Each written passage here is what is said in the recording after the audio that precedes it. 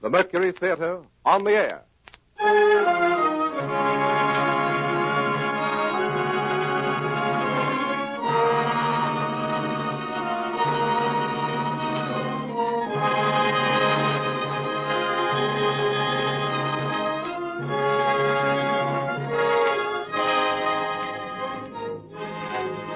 The Columbia Broadcasting System takes pleasure in bringing you the 12th in its series of weekly broadcasts featuring Orson Welles and the Mercury Theater on the air. Tonight, Broadway's and radio's most celebrated theatrical producing company brings to life the best-loved character in detective fiction, the immortal Sherlock Holmes. The play is Orson Welles' own adaptation for radio of William Gillette's enduring melodrama based on the famous stories by Sir Arthur Conan Doyle. Before the performance begins, here is the director of the Mercury Theater, the star and producer of these unique broadcasts, Orson Welles. Good evening. Well, tonight it's back to Baker Street. Back to that unlikely London of the 19th century where high adventure awaits all who would seek it in a handsome gas lamp in an Inverness cape. For tonight we pay tribute to the most wonderful member of that most wonderful world, a gentleman who never lived and who will never die. There are only a few of them, these permanent profiles, everlasting silhouettes on the edge of the world. There is first the little hunchback with a slapstick whose hooked nose is shaped like his cap. There is now and always will be the penguin-footed hobo in the derby and the baggy pants, and the small boy with a wooden head, and the long, rusty knight on horseback, and the fat knight who could only procure a charge on foot. There is also the tall gentleman with the hawk's face, and the underslung pipe, and the fore and aft cap. We'd know them anywhere and call them easily by name. Punch and the Charlies, Chaplin and McCarthy, Quixote, Sir John, and Sherlock Holmes. Now, irrelevant as this may seem, we of the Mercury Theater are very much occupied these days with rehearsals for a revival of a fine old American farce. A lot of you will remember, if only for its lovely title, which is Too Much Johnson. Its author was William Gillette, which reminded us, as it reminds you, of Sherlock Holmes. As everybody knows, that celebrated American inventor of underacting lent his considerable gifts as a playwright to the indestructible legend of the Conan Doyle detective, and produced the play which is as much a part of the Holmes literature as any of Sir Arthur's own romances, and as nobody will ever forget. He gave his face to him. For William Gillette was the aquiline and actual embodiment of Holmes himself. It is too little to say that William Gillette resembled Sherlock Holmes. Sherlock Holmes looks exactly like William Gillette. Sounds like him, too, we're afraid, and hope devoutly that the Mercury Theater and the radio will take none of the glamour from the beloved fable of Baker Street, from the pipe and the violin and the hideous purple dressing gown, from the needle and the cigar on the window ledge, and the dry, final, famous lines. Elementary, my dear Watson, elementary, the mere child's play of deduction.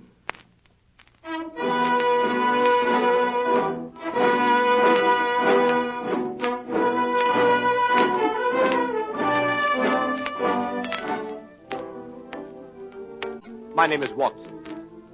I am a doctor. It was in the year 1880 that Holmes and I were introduced by a mutual acquaintance. At the time, we were both looking for a lodging that would suit our moderate means.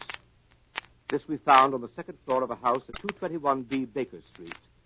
And it was during the years that we occupied these chambers together that Holmes established his unique international reputation as a consulting detective.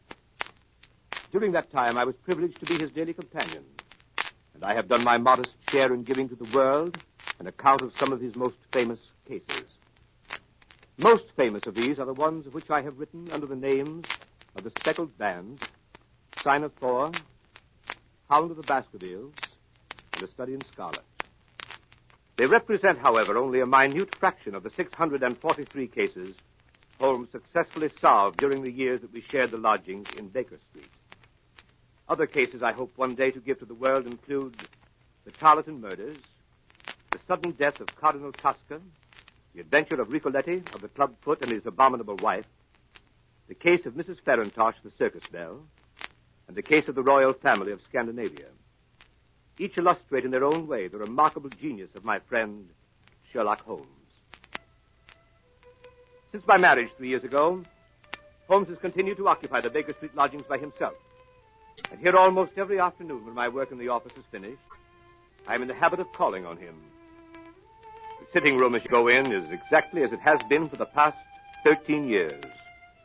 The worn bearskin rug, the huge sofa covered with faded chintz, the mantelpiece cluttered with miscellaneous objects, unanswered letters and piles of loose tobacco. On one side of the fireplace, in a deep armchair, his pipe curling forth slow wreaths of acrid tobacco, draped in his hideous purple dressing gown, sits Sherlock Holmes with his violin under his chin.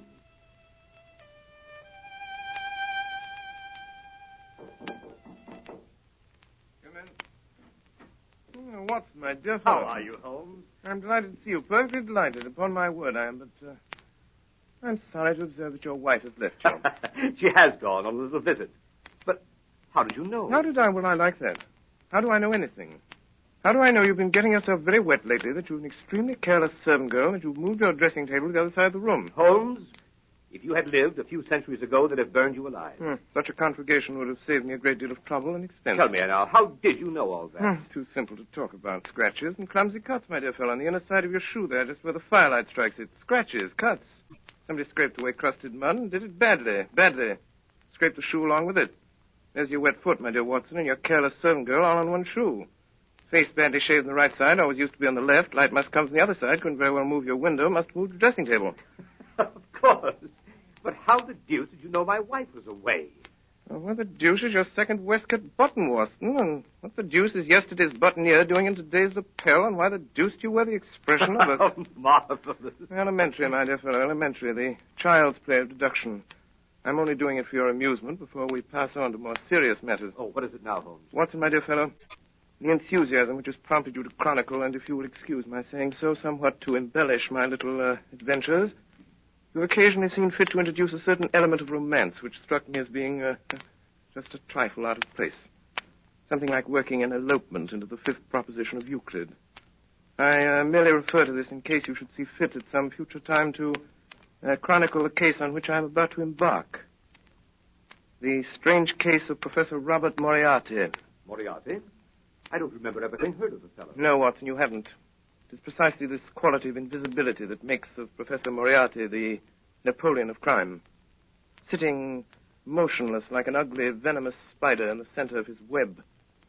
But that web having 1,000 radiations and the spider knowing every quiver of every one of them. And within 48 hours, I'll have the lines drawn so tightly around him that he can't move. I'll arrest him and his entire gang. Why, Holmes, this is a very dangerous My thing. dear fellow, it's perfectly delightful. My whole life is spent in a series of frantic endeavors to escape from the dreary commonplaces of existence. For a brief period, I escape. You should congratulate me. The day before yesterday, I received in this room the visit of a certain foreign nobleman who has recently inherited a very considerable title and who is about to be married. Seems that this titled gentleman was so indiscreet as to fall in love with a young English lady by the name of Faulkner, socially his inferior, and to make her a promise of marriage. Later, at his family's insistence, the thing was broken off, and the young lady died shortly after of a broken heart, leaving behind a sister. Also, considerable evidence in the form of letters, photographs, and jewelry with inscriptions. These the sister kept. These, together with the sister, are now being held in a house in St. John's Wood by a pair of blackmailers who go by the name of Chetwood. So far as you see, my dear Watson, a fairly ordinary case of blackmail, hardly worth my attention. Last night, on my inspection, a certain element revealed itself which renders the case far more important than I had expected. And that element was? Professor Moriarty. Come in. Beg pardon, Mr. Holmes. Yes, Billy, what is it? Gentleman to see you by the name of Foreman. Show him in, Billy. Show him in. Yes, Mr. Holmes. Come in, Mr. Foreman. Good evening, Foreman. Good evening, Mr. Holmes. Watson, this is Inspector Foreman. Since the day before yesterday, he occupies the position of butler under the name of Judson in the home of Mr. and Mrs. Chetwood, blackmailers of St. John's Wood. Well, Foreman, any news? Yes, sir. This morning, a little after 9, Chetwood and his wife drove away in a four-wheeler. They returned about 11. Bassett was with them. You know him, sir? Yes. When I last had the occasion to meet Mr. Bassick, he got 2 years for safecracking. You go on, Foreman. Well, they took this man Bassick into the library. I got a look at him from the outside.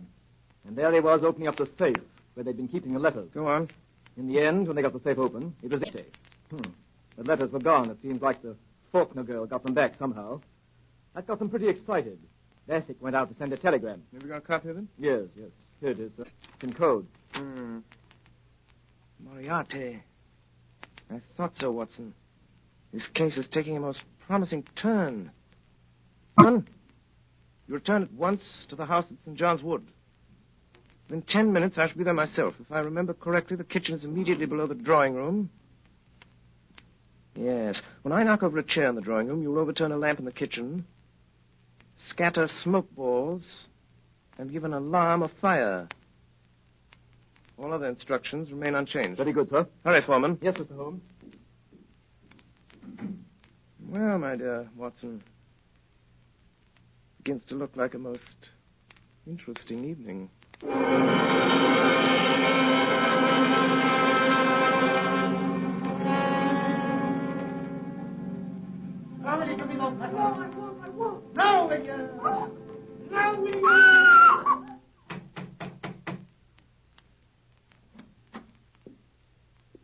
Good evening. My name is Sherlock Holmes. Whom did you wish to see, Mr. Holmes? Oh, thank you so much, Mr. Chetwood. I had myself announced by the butler on my way up. Butler? I didn't. Oh, very well. Oh, here he is. Yes, Judson. Miss Faulkner begs Mr. Holmes to excuse her. She is not well enough to see anyone this evening. Will you please hand this card to Miss Faulkner and say that I beg your pardon, Mr. Holmes, but it's quite useless, really. Oh, I'm so sorry to hear it. Yes, Miss Faulkner is, I regret to say, quite an invalid. She is unable to see anyone. Her health is so poor. Has it ever occurred to you, Mr. Chetwood, that she might be confined to the house too much? How does that concern you? It doesn't. I simply make the suggestion. Might like to think it over. What's your butler's name? Judson, sir. Very well, Judson. Go on, take my card up. Very good, sir. Well, this is really too good. Why, of course, he can take up your card or your note or whatever it is if you wish it so much. I was only trying to save you the trouble. Thanks. It's hardly any trouble at all to send up a card. You know, Mr. Holmes, you interest me very much. Oh, really? Upon my word, yes. We've all heard of your wonderful methods, the astonishing manner in which you gain information from the most trifling details. Now, I dare say in this brief moment or two, you've discovered any number of things about me. Nothing of consequence, Mr. Chetwood. I hardly more than asked myself why you were so distressed to see me at this particular moment and what there can possibly be about the safe in the lower part of that desk to cause you such painful anxiety. Yes, very good. Very good indeed. If those things were only true now, I'd be wonderfully impressed. It would be absolutely remarkable. Excuse me, sir. Judson. A message for you, Mr. Chetwood. You'll excuse me, I trust. It's from, Miss Faulkner. Well, really. She begs to be allowed to see you, Mr. Holmes. She absolutely implores it. Well, I suppose I shall have to give way. Judson, ask Miss Faulkner to come down to the drawing room. Say that Mr. Holmes is waiting to see her. Very good, sir. Quite remarkable, upon my soul. May I ask, if it's not an impertinent question, what message you sent up that could so have aroused Miss Faulkner's desire to come down? Merely if that she wasn't down here in 5 minutes, I'd go up. Oh, that was it. Yes, quite so. And unless I'm greatly mistaken, I hear the young lady on the stairs. In which case she has a minute and a half to spare. Alice, that is Miss Faulkner. Let me introduce Mr. Sherlock Holmes. Mr. Holmes, Ah, Miss Faulkner. I'm really most charmed to meet you, although it does look as if you'd made me come down in spite of myself, doesn't it? I thank you very much indeed for consenting to see me, Miss Faulkner, but regret to observe that you were put to the trouble of making such a very rapid change of dress. Oh, yes. I did hurry a trifle, I confess. Mr. Holmes is quite living up to his reputation, isn't he, Freddie? Come in. Yes, ma'am. What are you doing here, Judson? I beg pardon, ma'am. I was answering the bell. What bell? The drawing room bell, sir. What do you mean, you blockhead? No one rang the bell. I'm quite sure it was rung, sir. Well, I tell you it did not ring. Your butler is right, Mr. Chetwood. The bell did ring. How do you know? I rang it. What do you want? I want to send my card to the real Miss Faulkner. For real? I said the real Miss Faulkner. Judson. Yes, sir. Holmes, what right have you to ring for servants and give orders in my house? What right have you to prevent my cards from reaching their destination? And how does it happen that you and this woman are resorting to trickery and deceit to prevent me from seeing Alice Faulkner? Through some trifling oversight, Judson, neither of the cards I handed to him has been delivered. Kindly see that this error does not occur again. My orders, sir. Ah, you have orders. I can't say, sir. You were told not to deliver my card. What business is it of yours, I'd like to know? I shall satisfy your curiosity on that point in a very short time, Mr. Chetwood. Yes, and you'll find out in a very short time that it isn't safe to meddle with me. It wouldn't be any trouble at all for me to throw you out into the street. Possibly not, but trouble would swiftly follow such an experiment on your part. It's a cursed lucky thing for you I'm not armed. Yes, well, when Miss Faulkner comes down, you go and arm yourself. Arm myself? I'll call the police. What's more, I'll do it now. Oh, no, you will not do it now. You will remain where you are until the lady I came here to see has entered this room. What makes you so sure of that? Because you will prefer to avoid an investigation of your suspicious conduct, Mr. James Larrabee. Larrabee? That is the name under which you are known to Scotland Yard, I believe, Mr. Chetwood. This lady here is your wife. To you, Judson, you will either deliver that card to Miss Faulkner at once or sleep in the police station tonight. That is of small consequence to me, which you do. Shall I go, sir? Go on. Take up the card. It makes no difference to me. A short time since, Larrabee, you displayed an acute anxiety to leave the room. Pray do not let me detain you or your wife any longer. Take it you prefer to remain while I talk to Miss Faulkner? We do, Mr. Holmes. Ah, at last, Miss Faulkner. Is it Mr. Holmes? Yes, You wish to see me? very much indeed, Miss Faulkner, but I'm sorry to see that you are far from well. Oh, no, No? Beg your pardon.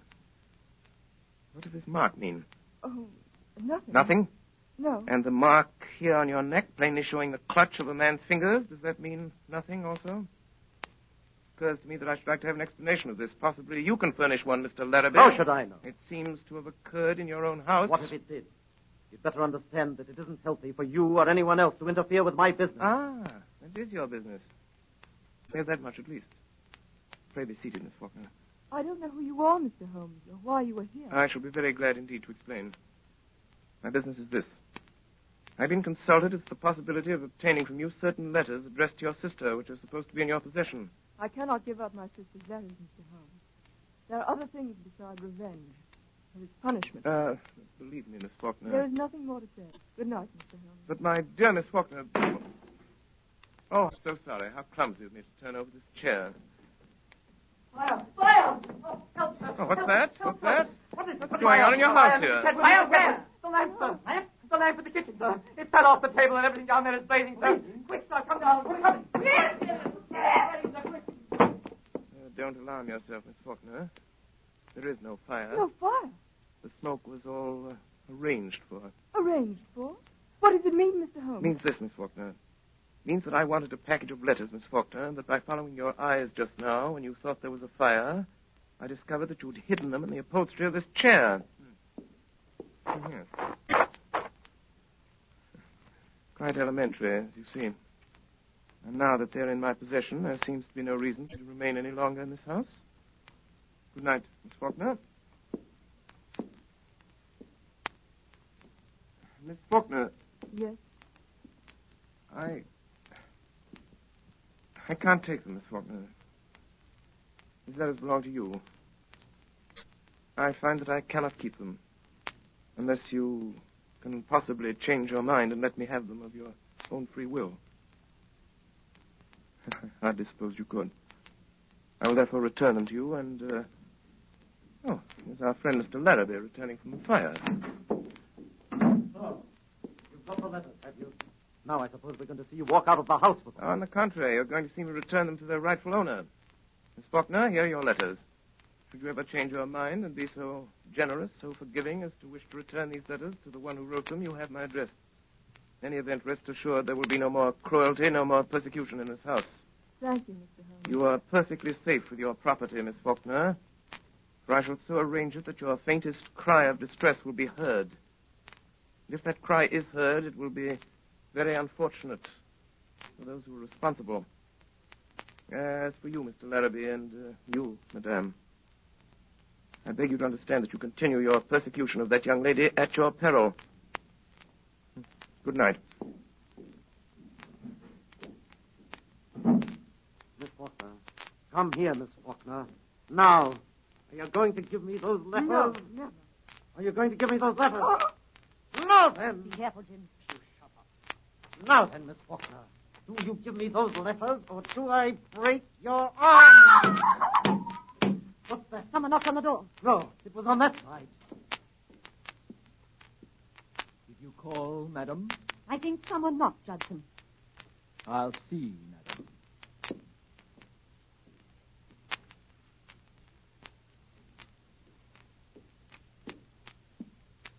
I beg pardon, madam, but there's no one at the door. Very well, you may go. He's got us watched. What we want to do is to leave it alone. Let the Emperor have it. Do you mean Professor Moriarty? That's who I mean. Once let him get at it, he'll settle it with Holmes pretty quick. Don't you worry a minute.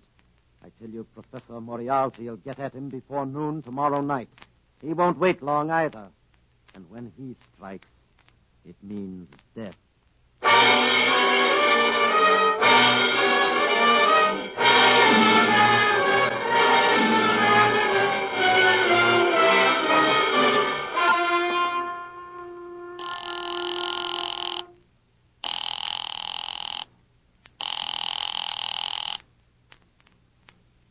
Number?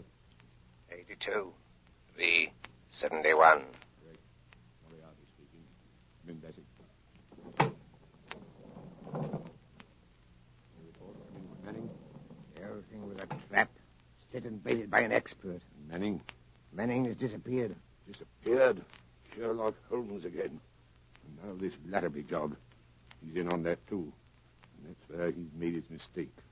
Mr. Holmes is playing rather a dangerous game, Bassett. Inspector Wilson tried it 7 years ago. Wilson is dead. 2 years later, Henderson took it up. We haven't heard anything of Henderson lately, eh? Not a thing, sir. You'll see about that. This Holmes is rather a talented man. He doesn't realize there isn't a street in London that'll be safe for him if I whisper his name to Cragen. I might even make him a little call myself, just for the satisfaction of it. Just for the satisfaction of it. Baker Street, isn't it, his place? Baker Street, eh? Baker Street, sir. We could make it safe. We could make it absolutely safe for 3 streets in every direction. Yes, sir, but We could. We've done it over and over again elsewhere. Police deployed, men in every doorway. Do this tonight in Baker Street. At 9 o'clock, call his attendants out on one pretext or another and keep them out. You understand? I'll see this Sherlock Holmes myself. I'll give him a chance for his life. Magic. Yes, sir. Notify the Lascar that I may require the gas chamber at Stepney tomorrow night. And have Craig in there at 10:15 with his crew. Tell Larrabee I shall want him to write a letter to Mr. Sherlock Holmes, which I shall dictate. Meet me here at 7. And Bassett, place your men at 9 tonight for Sherlock Holmes' house in Baker Street.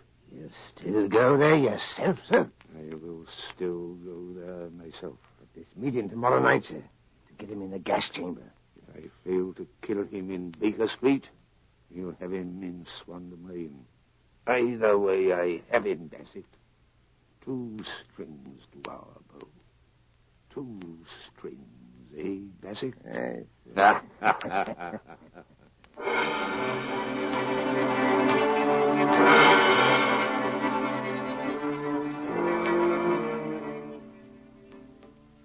That evening, Holmes and I dined together at Scott's in Piccadilly Circus. After dinner, we went to a concert at Queen's Hall. I can still see him on this particular night of the Moriarty case, well knowing that his life is in peril, sitting beside me in the stalls, wrapped in the most perfect happiness, listening to Sarasate play the violin, gently waving his long, thin fingers in time to the music.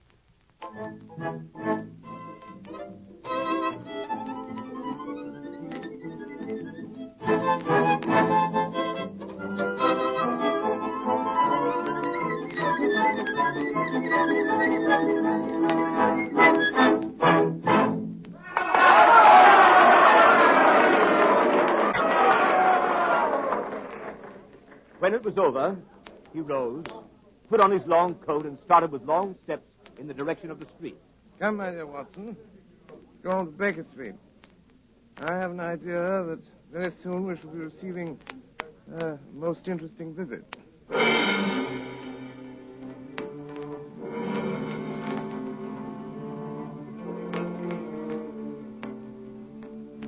front of Queen's Hall, we hailed a hansom, and as we came down Baker Street, we could see that the light was burning on the second floor of 221B. We went up the dark, narrow stairs.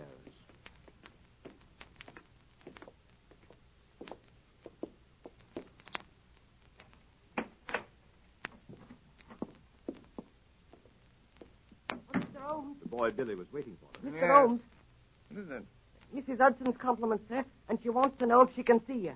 Now, where is Mrs. Hudson? Downstairs in the kitchen, sir. My compliments, and I don't think she can. Where she is. She'll be very sorry, sir. Our regret will be mutual. It was most terrible important, sir, being as she wants to know what you'll have for breakfast in the morning. The same. Same as when, sir? This morning. But you didn't have nothing, sir. You wasn't here. I won't be here tomorrow. Yes, sir. Was that all, sir? Quite so. Yes, sir. Thank you, sir. Oh, Mr. Holmes, here's a letter for you, sir, on the table. Delivered 10 minutes ago. Well, read it, Watson. There's a good fellow. I put on my dressing gown. Yes.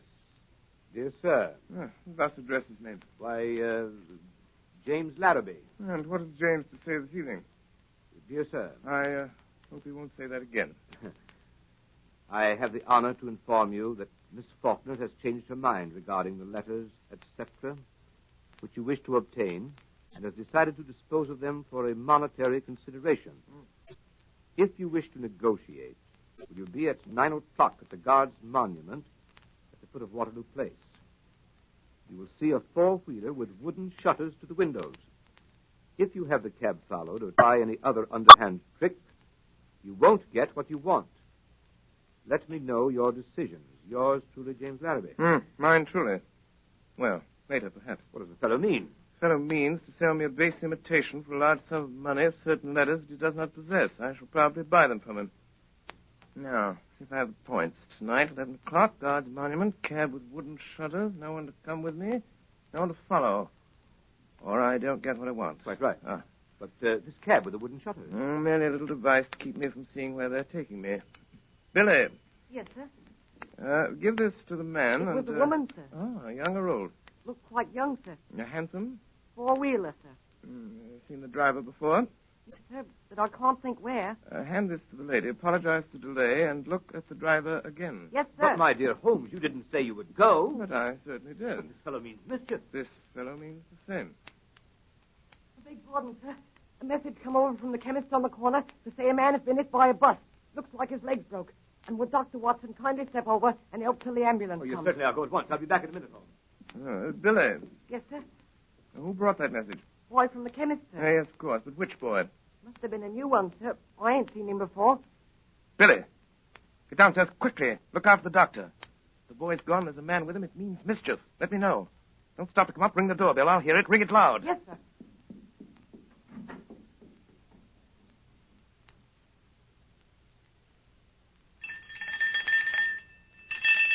Look out, sir. Look out. Look out.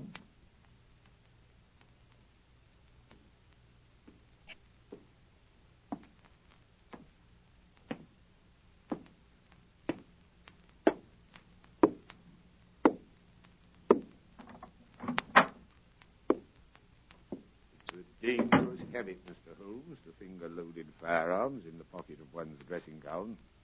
I give you my word, Professor Moriarty. You'll be taken from here to the hospital if you keep your hand behind you like that. That's better. In that case, please put your revolver on the table.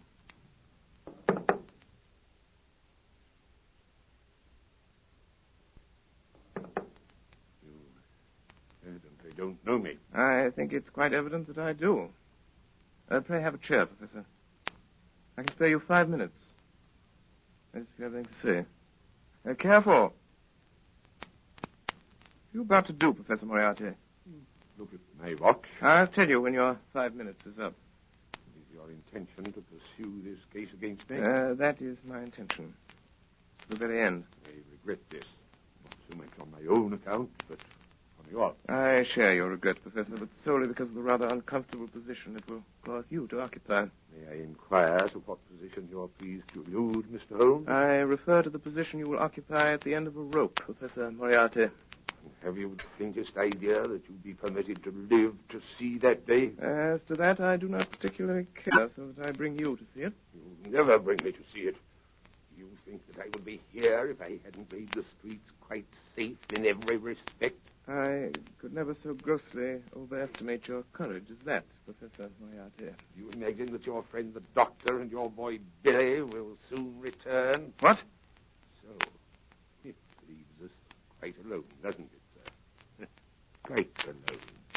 So that we can talk the matter over quietly, Mr. Holmes, and not be disturbed.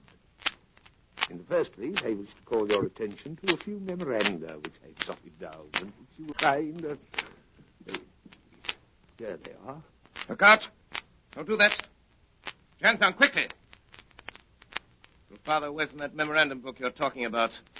I was merely about to take out a small notebook. Well, merely don't do it. I don't want it. I've got one of my own. If you want it, we'll have someone get it for you. I always like to save my guests unnecessary trouble. I observe that your boy doesn't answer the bell. No, but I have an idea that he will before long. It may possibly be longer than you think, Mr. Holmes.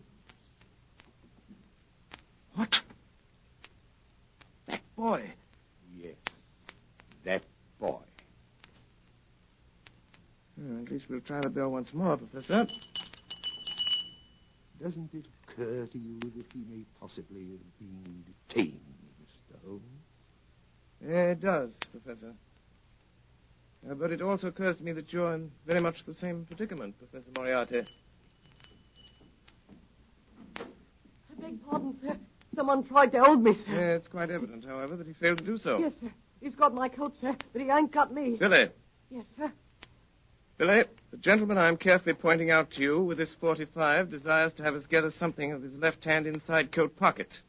He's not feeling quite himself today, and the consequence of his trying to do it himself might prove fatal. I suggest you attend to it for him. Yes, sir. Is this it, sir?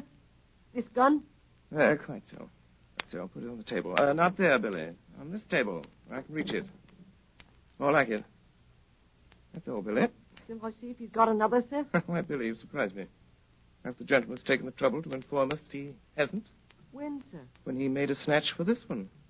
And now, Professor, now that we have your little memorandum book, do you think of anything else you'd like before Billy goes? Any little thing you've got that you don't want? So sorry. That's all, Billy. Thank you, sir. Listen, Holmes, to me. On the 4th of January, you crossed my path. On the 23rd, you incommoded me.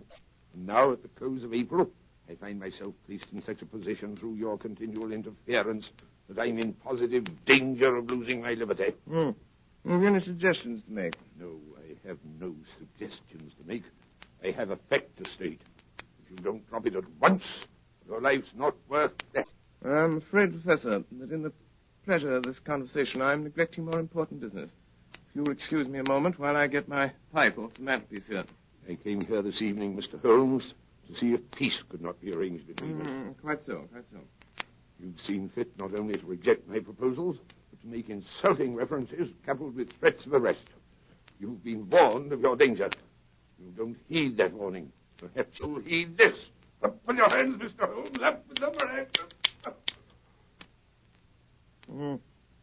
Didn't imagine I'd leave that gun loaded, did you, Professor Moriarty? Here are your cartridges. I didn't suppose you'd want to use that gun again, so I took them out while you were talking and put them in my pocket. You'll find them all there, Professor. Billy. Yes, sir? Will you please show Professor Moriarty the door? Yes, sir. This way, sir. Don't ever say I didn't warn you, Mr. Holmes. No, Professor Moriarty. No. I never will. Billy, come here. Yes, sir? Billy? Billy, you're a good boy. Yes, sir. Thank you, sir.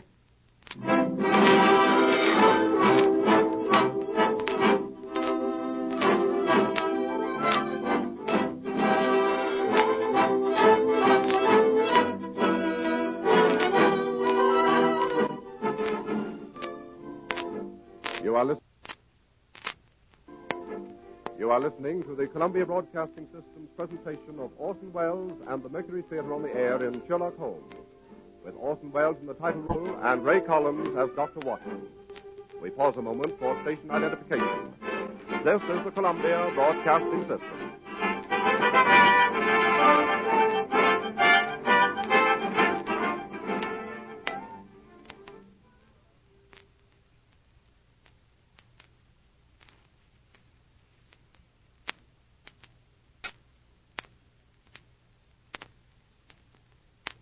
We continue now with this CBS presentation of Sherlock Holmes, played by Orson Welles and the Mercury Theater on the Air.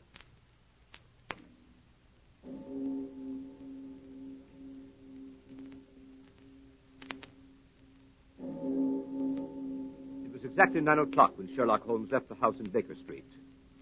He had given the strictest instructions that no one was to follow him. If there had been no word from him by noon of the following day, we must notify Scotland Yard. I went to the window and looked after him as he went down Baker Street. A tall, thin figure in a gray ulster, walking with long, smooth steps in the direction of Langham Place. There he entered a cab.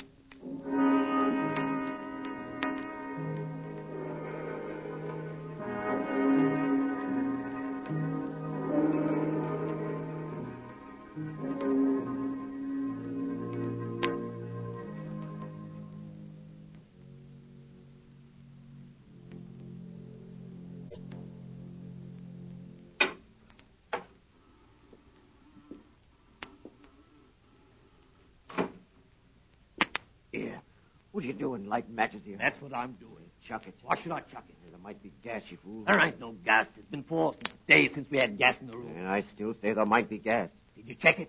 I will. Here goes. Ready? Give it a turn. That'll do. Turn it off. 5 minutes of that. All your troubles are in. Here. What's that? Bassick? That's right, Cregan. Did you hear it? Yes, sir. McCabe? Yes, sir. Be careful now, you boys. You've got a tough one tonight. You ain't said who, as I've heard. Sherlock Holmes. Oh. You mean that, sir? God's truth. You're going to count him out. Well, if you don't and he gets away, I'm sorry for you, that's all. Jack, the governor's here. Not the governor himself. Professor Moriarty. Shut up.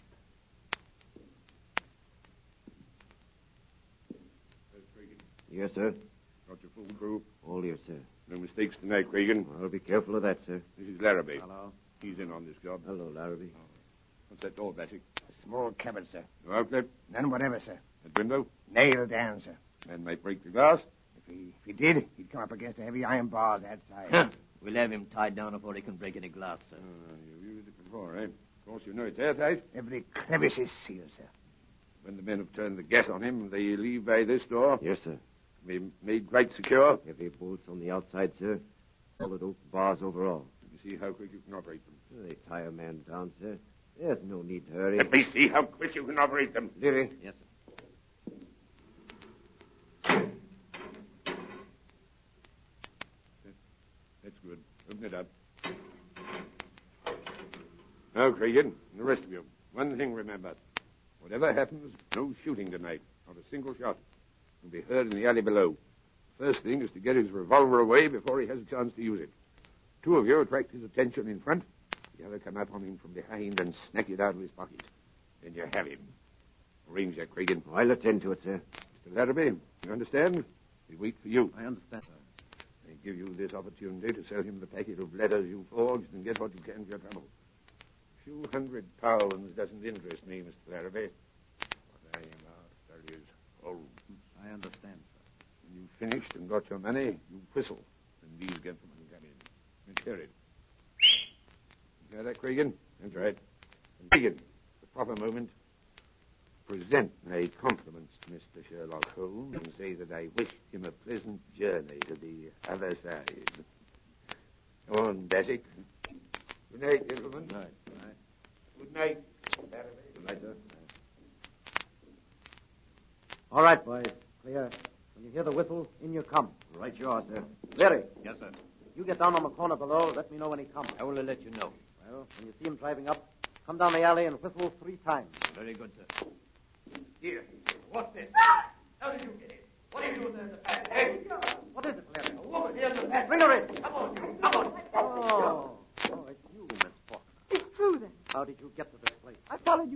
What have you been doing since I came up here? Informing the police, perhaps? No. I was afraid he'd come, so I waited. To warn him, I suppose. No. To warn him, yes. You're going to swindle and deceive him, sell him a packet of false letters. I know that. What else are you going to do to him? Wouldn't you like to know? Where are those men who came up here? What men? Three terrible-looking men. I saw them go into the street door. You don't mean these men, do you, Miss Faulkner? No! Fire up, boys! Fire up! Listen. That's him. There he is now. What? Holmes? That's him. That's the signal. You won't have time to get her out. Shut her in there in the cupboard. Yeah, that'll do. In with her. Into the cupboard. Hey, hurry, lock this here cupboard door. Knife something in there. Here, this knife. This'll do it. That'll hold up. Now, quick, quick!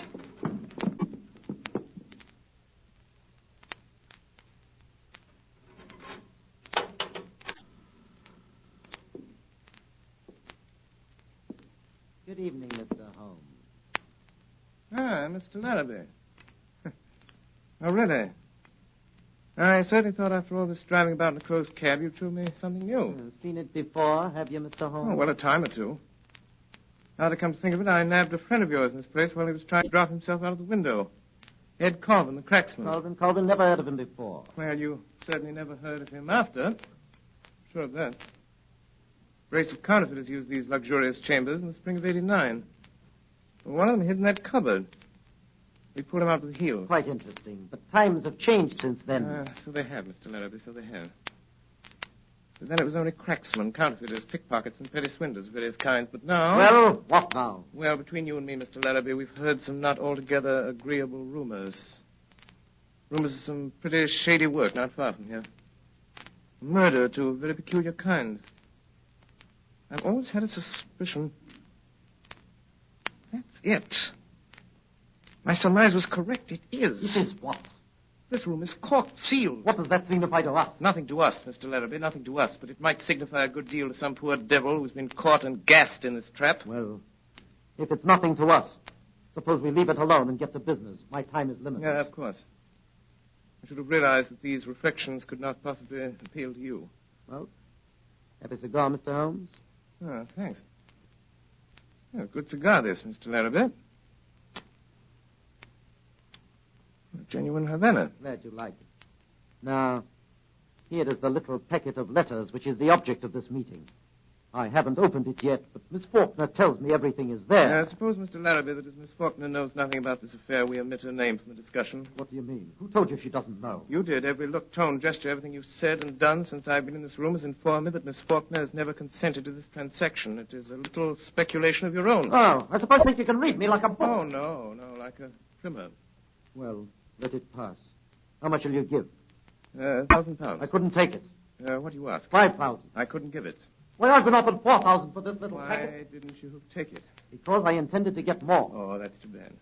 They offered 4,000. They'll give 5. They won't give anything. Why not? They've turned the case over to me.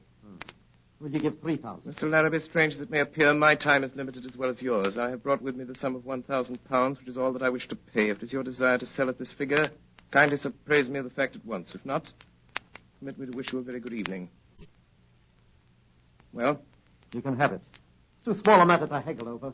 Give me the money. Certainly. I thought you said you'd only brought just 1,000. I did. This is it. You brought a trifle more, I see. Quite so. I didn't say I hadn't brought any more. You can do your little tricks when it comes to it, can't you? It depends on who I'm dealing with. Yeah. You give me that money. Come on, quick. Hand it over. Get away! Now, I've got you where I want you, James Larrabee. You've been so cunning and so cautious and so wise, we couldn't find a thing to hold you for, but this little slip will get you in for robbery. You'll have me in for you. What are your views about being able to get away from here yourself? I do not anticipate any particular difficulty. Robbery, eh? Why, even if you got away from here, you haven't got a witness. You haven't got a witness to your name. I'm not so sure of that, Mr. Larrabee.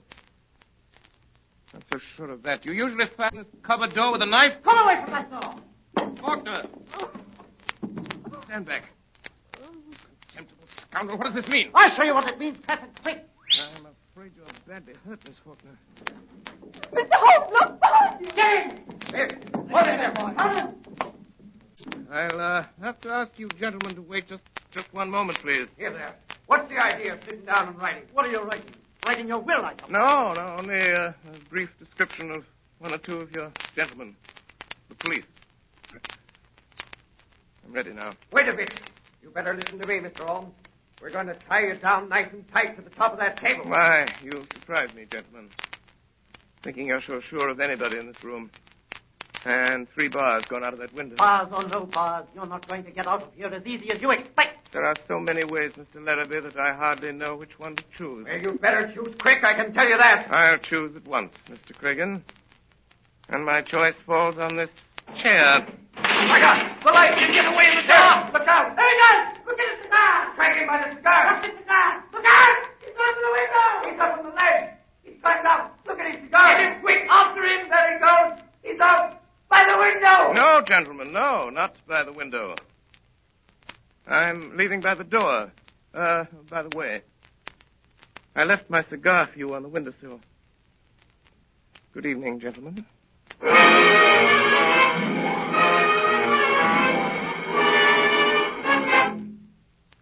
was no news of Holmes that night. Billy reported next morning that he had not breakfasted at home. I had a busy morning at my office in Harley Street. It was after 11 before the last of my appointments was over. And still no news of Holmes. Did you ring Doc Watson? Oh, Parsons. Is there anyone waiting? I have to be in Baker Street at noon. There's one person in the waiting room, Doctor. A lady, sir, and she wants to see you most particular. What about? She didn't say, sir, only she said it was of utmost importance to her if you would see her, sir. Oh, very well, I'll see her and call a cab for me at the same time and have it wait. Show the lady in. Yes, sir. This way, ma'am. This way. Ah, Doctor, it's awfully good of you to see me. I'm Mrs. H. DeWitt Seaton. Dear me, I didn't bring my card case. Or if I did, I've lost it. Don't trouble about a card, Mrs. Seaton. They said you were Mr. Holmes's friend. Several people told me that. Several. They advised me to ask you where I could find him today, this morning. And everything depends on it, Doctor. Everything. I'd go to Mr. Holmes at once. But I've been, and he wasn't there. You went to Mr. Holmes' house? Yes, in Baker Street. That's why I came to you. They said he might be here. No, he isn't here. But don't you expect him this morning? No, there's no possibility of Mr. Holmes coming, as far as I know. But couldn't you get him to come? It would be such a great favor to me. I'm almost worn out with going about and with this dreadful anxiety. If you could get word to Mr. Holmes to come. I could not get him to come, madam, and I beg you to excuse me. I'm going out myself on urgent business. I have no idea where Mr. Holmes could be. What's that, Parsons? Sounded like an accident, sir. Probably nothing more than a broken-down hansom. See what it is, Parsons. That's the bell, sir. Somebody's hurt, sir, and they're wanting you. Well, don't allow anybody to come in. I have no more time. Very well, sir. But they're coming in, Doctor. Let the old man come in, can't you? Yes, to bring him in. There ain't nowhere else for him to go. Can't the doctor's office is this, and he can't come in when he's there. The doctors can't see anybody. He's got to come in. We can't leave that in the street, can we? All right, help him in, Parsons. Oh, Doctor, isn't it frightful? Can I be of some use? None Doctor? whatever, none whatever. But, Doctor, I must see the poor fellow. Oh, my leg, my leg. Right this way, sir. Be careful of the sill, sir. That's it. The accident. You can't help an accident. Oh, you can't. That's plain enough. He was on the wrong side of the street, he was. Now, over to this chair. No, I'll sit here. No, this is the chair, sir. Don't you suppose I know where I want to sit down? You'll sit down here. That isn't the doctor. The doctor will have a look at you. Here's the doctor. That isn't the doctor. Yes, it is a doctor. Here, doctor. You just come and have a look at this old bloke, will you? He's hurt himself a little, then. Are you a cabman? Yes, I'm the cabman. Well, I'll have you arrested for this. Arrested? Arrested! You can't arrest me. No, I can't, but somebody else can. Where's my hat? Where's my hat? My hat! Never mind your hat. I will mind my hat, and I'll hold you responsible. There's your hat in your hand. Go on, sit down. That isn't my hat. Here, you're responsible. I'll have you arrested. Here, come back. I'll go and stick around here. You know, I got to go and attend to my meeting. Bring your horse in here. I want to speak to him. Conspiracy. I won't stay in this place. If I ever get out of here alive. What are you staring at me for, lady? Parsons, tell that cab to wait for me. I must see if he's badly hurt. Yes, sir. Now, my friend, if you'll sit quiet for one moment, I'll have a look at you. Well, stay still, will you? Well, how can I... Remarkable weather we're having, eh, Doctor? Holmes! What on earth? How about having me remove some of this ridiculous disguise, Watson? Holmes! Is that you? Quite so, my dear fellow, quite so. Holmes! Watson, only get out that window. Look out, the blind! What do you want me to do? Nothing. Already been done by Mrs. Larrabee here. Look out, Holmes. You can get out that way. I don't think so, Watson. Foreman. I got it, sir. Good work, Foreman. I'll take this lady in charge. Yes, sir. Very good, Foreman. Wait for me outside. Yes, sir. Oh, Watson, my dear fellow, I regret to say that up to the present time, Professor Moriarty himself has not risen to the bait. Where do you think he is? In the open streets, under some clever disguise. Watching for a chance to get at me. And was this woman sent in here? Quite so. A spy. To let them know by some signal if she found me in the house. Now they know. Pull down that blind, Watson. I don't care to be shot at from the street. I imagine we shall hear from Professor Moriarty very soon now. Mr. Holmes! Mr. Holmes! What did I tell you? He's come, sir. From where? The house across the street. He was in there watching these windows. He must have seen something, for he's just come out. There was a cab waiting in front of this house, sir, and he's climbed up and changed places with the driver. Get out again quick, Billy, and keep your eye on him. Yes, sir. Thank you, sir. Watson, if you let me have a rather heavy portmanteau for a few moments, I won't do it any harm. Parsons, my large Gladstone over there in the corner. Bring it here, please. Yes, sir. Here you are, sir. Here's the portmanteau. Thank you, Parsons. Put it down there. Thank you so much. Parsons, you ordered a cab for the doctor a short time ago. It's waiting, I believe. Yes, sir, I think it has, sir. Be so good as to tell the driver to come in here and get a valise. When he comes, tell him that's the one. Very good, sir. My dear Watson, times like these you should tell your man never to take the first cab that comes on call, nor yet the second. The third may be safe. But, Holmes, All right, I'm cabby. Yes, yes, cabby. Here, right in this way. This bag. I want taken down, Right, the I'll street. give that. Right. All right. Goodbye, Watson. Bye, Watson, old fellow. Wait a minute, driver. Pretty heavy, I'm afraid. Let me help you. Watson, I'll write to you from Budapest. Yes, but Holmes... Here, driver. Just let me tighten up these straps a bit. There we are, that's right. I'll hold it, driver. You pull the strap. A few little things in this bag that I wouldn't like to lose. Right, you will see. And it's just as well to make quite sure. Is it not, Professor Moriarty? By means of a simple pair of handcuffs. Blast you, Holmes.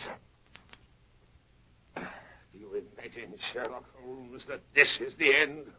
I ventured to dream that it might be. You quite sure the police will be able to hold me? Professor Moriarty, I'm quite sure of nothing. Take him away, Foreman.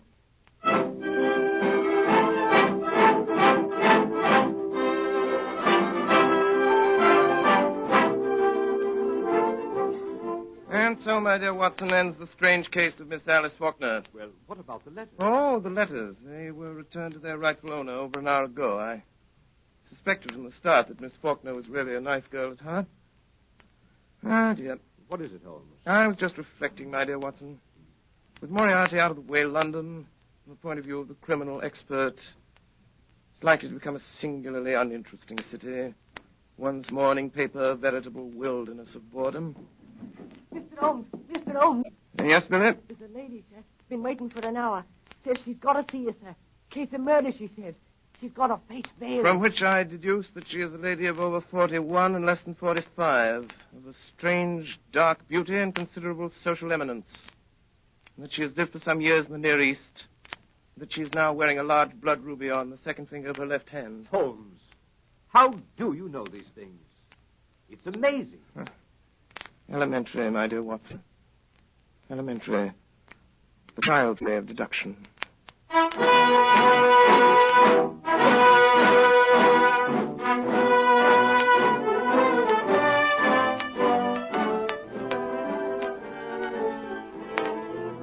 Again tonight, the Columbia Broadcasting System, through its affiliated stations coast to coast, has brought you Orson Welles and the Mercury Theater on the Air, the 12th production in this unique series featuring Broadway's and radio's most celebrated theatrical producing company.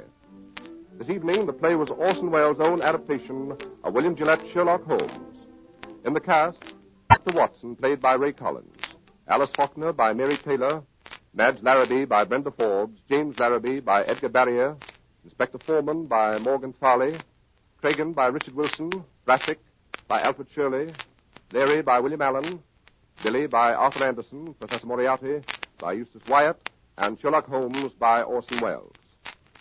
The orchestra was conducted by Bernard Herrmann, and the production was supervised for CBS by Davidson Taylor. Your announcer is Frank Gallup.